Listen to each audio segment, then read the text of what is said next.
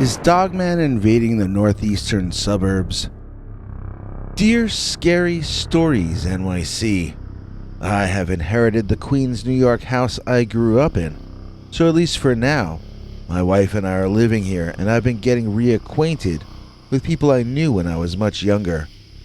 One of them told me a very strange story which he claimed was true, a story of something which might be a dogman in New York, and it set me off compiling all the information, both old and new, that I'm sending you now. You see, this wasn't the first time I had heard this guy and other neighbors in the area around Alley Pond Park discussing seeing strange hairy cryptids. In fact, the Dogman had been a really big thing for a very short period during my upbringing. The first person I ever heard claim they saw a real-life werewolf was this guy I'm gonna call Vinnie. He told me that on that first night of the snowstorm that January in 1996, he woke up at 3 or 4 a.m. and something told him to look outside.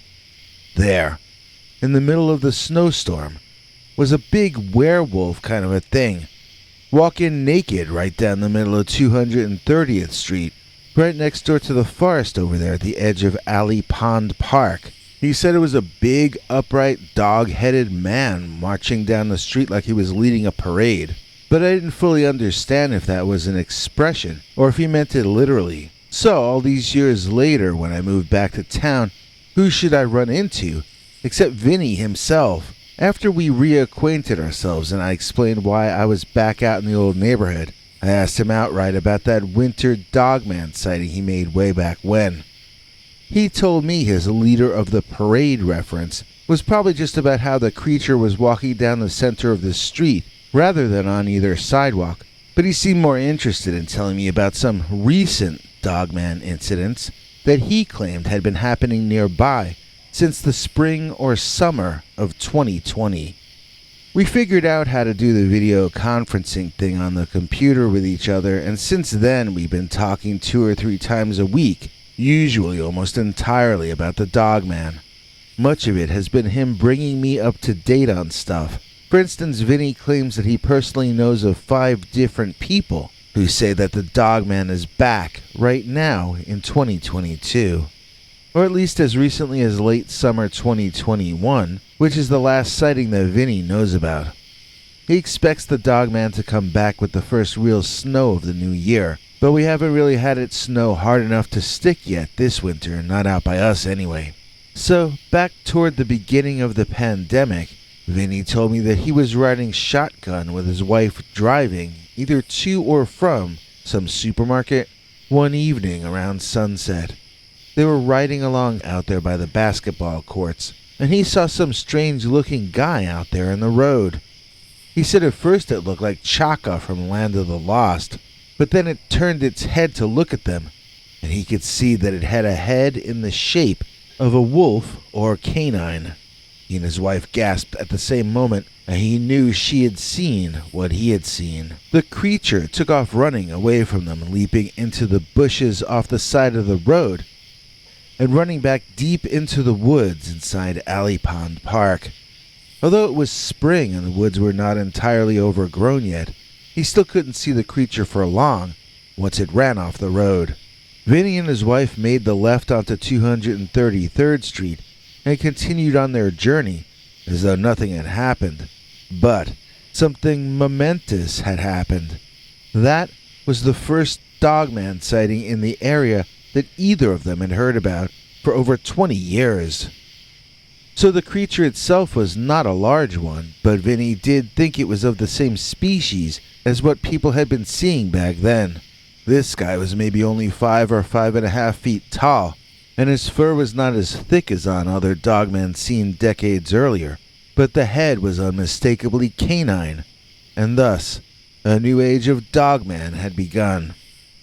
If you look at an overhead satellite view of Oakland Gardens, the neighborhood in Queens that I'm talking about, you'll see that we have parks just outside of both the east and west sides of town. I do suppose that the natural areas might be large enough for a small migrating clan of dogmen to hide in for short periods of time, But I really don't think there's enough land here on the edge of New York City for these creatures to live in long term. That's why the brief spate of sightings, all centered around the sudden snowstorm in 1996, makes sense to me. And that's also why these more modern sightings, which seem to be taking place over a much longer span of time, are more troubling to me personally. I can sort of understand Dogman passing through once in a lifetime due to freak weather. If they can actually settle down and habituate on the edge of one of the largest cities on the planet, then maybe humans are about to lose their grip on the top rung of the evolutionary ladder. Back in 1996, during those few days when school was closed, Vinnie recruited me to at first go door to door offering to shovel driveways for money. But Vinnie had another agenda besides just making some cash.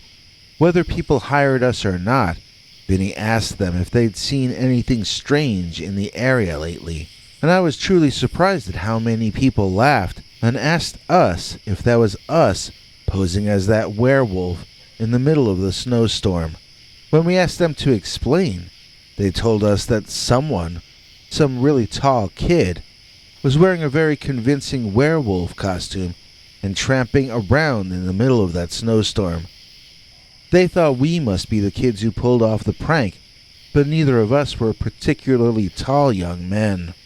The next day, we went back around to see the people who had seen the werewolf in the snow, armed with copies of Fangoria magazine, and we showed those people different werewolves, asking if any of those in the magazines resembled what they had seen in real life. The one that almost everyone chose as the most similar was an image of one of the werewolves in the movie The Howling. It was the very tall creature with long pointed ears and a long snout. Man, when they kept choosing that really gave me the shivers.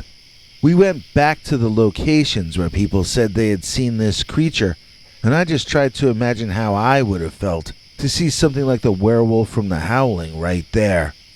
I think I would have dissolved into a puddle on the spot.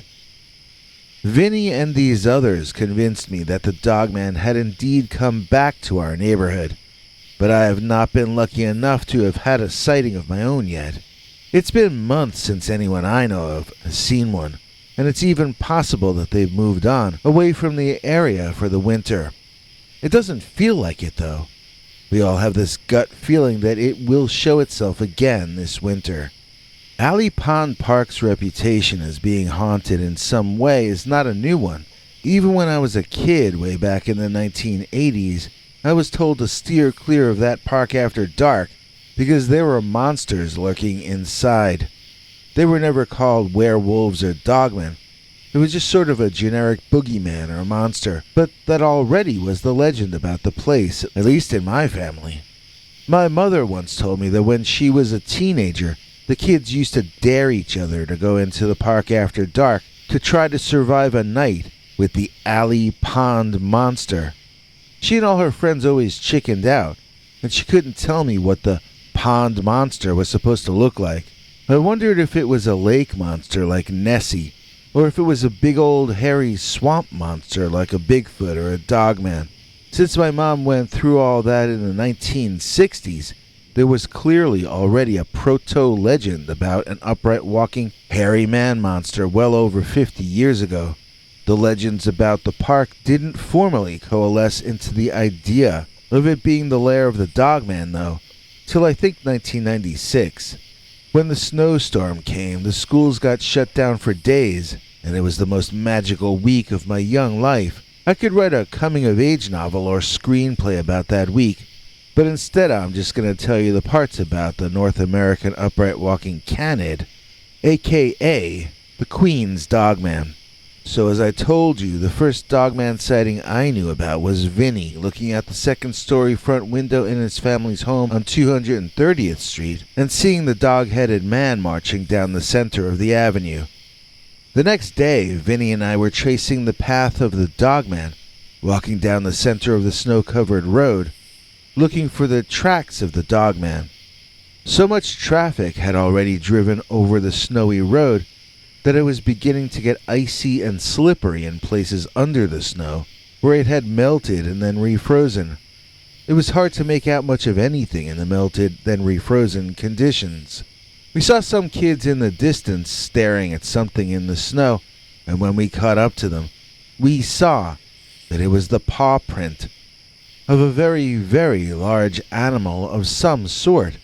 I'm not exactly a hunter or tracker, so I don't know now any more than I knew then what that was a paw print of. I had only heard a rumor about one kind of large beast parading about that neighborhood, though, so I know what I thought that was a print of. Vinnie and I both ran to our respective homes to borrow cameras from somebody. We both wanted to get some good photos of the giant paw print, and then to try to figure out what it was a print of. By the time I got back, the kids had dispersed and Vinnie was looking pretty bummed. Turned out the street plow had come through and plowed the snow off the street, leaving no dog prints, only invisible icy spots to slip on. That was the closest I personally ever came to the Dogman. That moment where I almost got a photo of a Dogman print. It's those almost moments in life that can sometimes keep you going, even more than the moments of success. When things like that happen, when you just miss something great, you really want a do-over. Or you at least want a second chance. It's the near misses that can sometimes keep us interested in trying over and over again to get ourselves in the situation to get to have that second chance.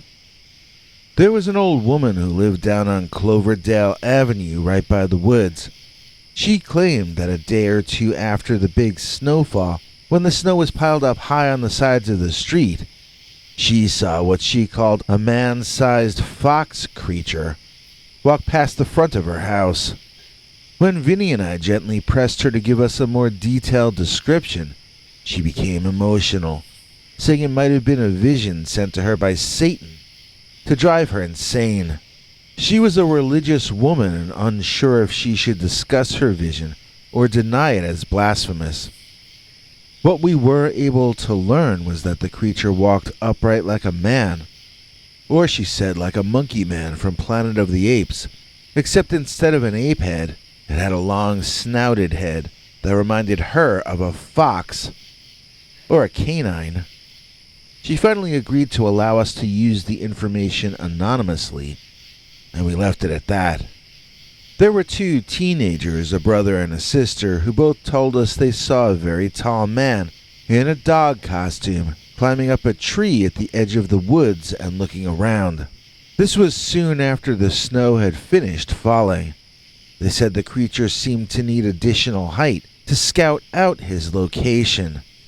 After some time, he seemed to have his bearings and climbed back down the tree. From that point onward, the Dogman was out of their view, and that was all they got to see. You know, in 1996, there was some talk among people I knew about whether or not these Dogmen were going to turn out to be a new kind of animal that we were just going to have to learn to live with or not. I couldn't wait to learn what kind of animal they officially were. Would it turn out that they were a kind of a dog that walked like a bear, or a type of bear that looked like a dog? I scoured the newspapers each day and watched different local news TV shows, but not only did they never explain to me what a Dogman was, they never even reported one single sighting that any of my neighbors had claimed they had. I have to say that my memories of the Dogman from the 90s were kinda scary, but also tinged with a lot of excitement. I was hoping that we were on the verge of the official discovery of a new species.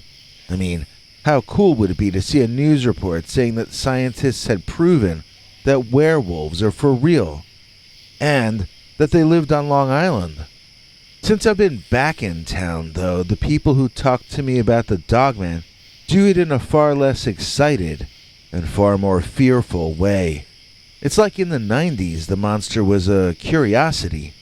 Nowadays, he seems much more of a real threat, almost a symbol of how we're losing control of our lives. It feels like nature reaching out and reclaiming the town. Whereas when we were kids we felt like our hood had always been, and would always last forever.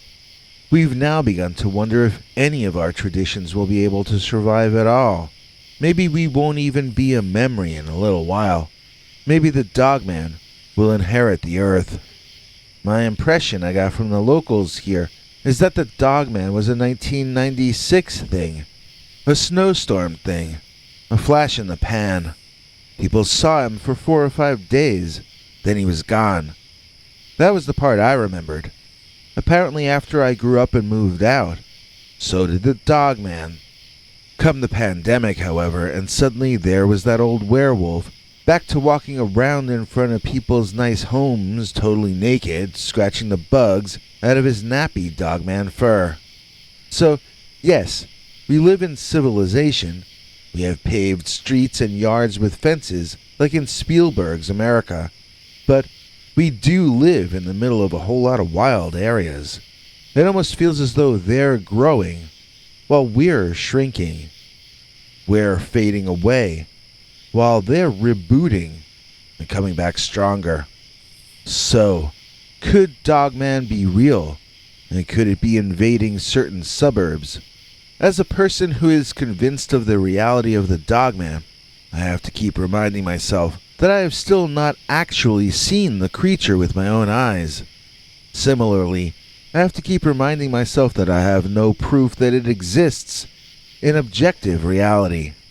But for the sake of argument, if we assume that the thing does actually exist in three-dimensional reality, and at least sometimes strays out of the wild areas into human settlements, are we humans actually in danger of some sort of invasion of these animals? If we retreat, will they advance? Is Dogman invading northeastern suburbs? Update. My ex-wife's sister wrote on her Facebook about seeing an upright walking dog. She will not give me permission to republish her post or use her name because she hates me, but I'll paraphrase her story here. This woman, we'll call her Griselda, claims she was riding her bike through the park on the west side of Oakland Gardens. They have a number of bike trails over there. I stopped riding there years ago because there was a lot of broken glass and dangerous paraphernalia all over the ground.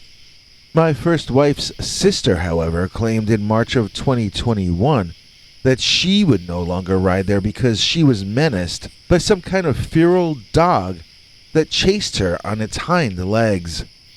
That sounds suspiciously like the Dogman to me, but Griselda refused to provide me with more details.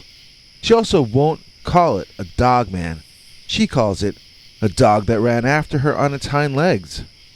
Sadly, she got away and lived to tell her frustratingly incomplete version of the tale. Second update. In the comments section of my ex-sister-in-law's Facebook post, there were other Dogman reports from areas nearby to where my family and neighbors claimed to have had their sightings. The most memorable one, in my opinion, was from this guy hiking on a trailhead to the west of Hollis Hills. He claimed he was being held up by a gang of kids bigger than he was. They were making him take off his sneakers for them to steal, when a 7-foot-tall wolf ran out of the woods on its hind legs, like something out of the weirdest horror movie ever made. The dog-like but man-sized upright running monster canine was barking out this weird, almost human kind of a scream. That gang of tough guys shrieked like little girls, and the Dogman chased them off into the woods. The guy posting the comment said he'd have run too, but he had to put his sneakers back on first. It seems like even tough guys in the hood need to pay respect when the Dogman comes around. I started this with a question, and I've discovered no answers along the way. I know what I think. I'm curious what you think. At least for now, there's no solid proof either way, so I have to keep asking the question, is Dogman invading the northeastern suburbs?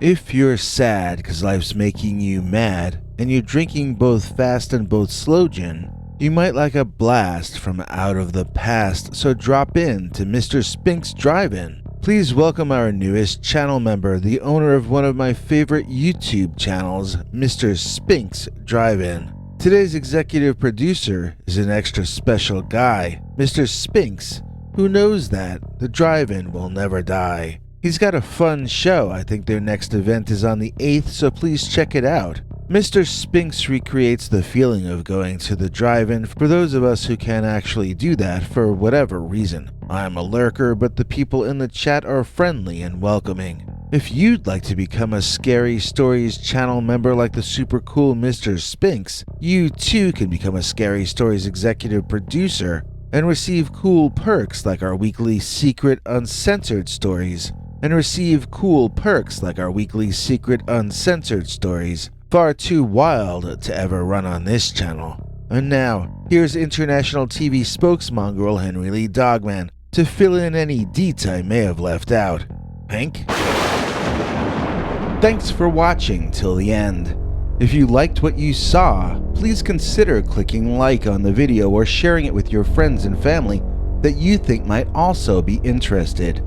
If you would like to see more of our work, please consider subscribing and hitting that bell icon next to the subscribe button so that YouTube will alert you when we put out a new video. To become a channel member and gain access to our special perks, you can click that join link under each of our videos. Another option is to join our PayPal subscribers club at peterbernard.com. You can join for as little as 99 cents on YouTube or $1.50 at peterbernard.com, and that gains you access to our weekly secret uncensored episodes.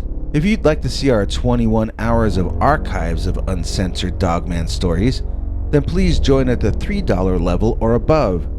To get to watch our shows in advance of the public, please join at our $10 level. That gets you all the perks.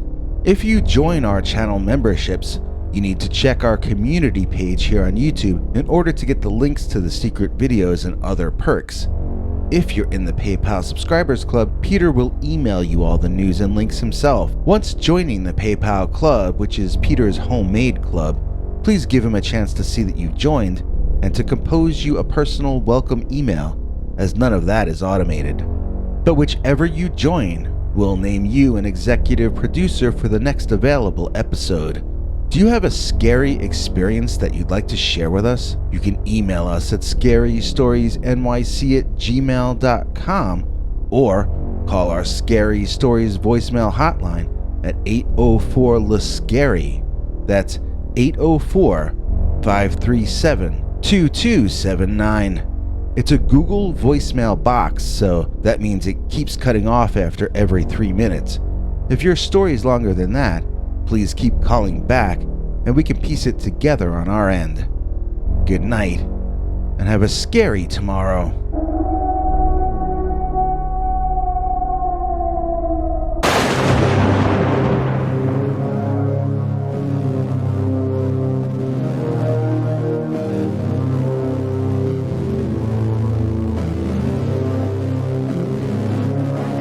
Come back for more scary stories.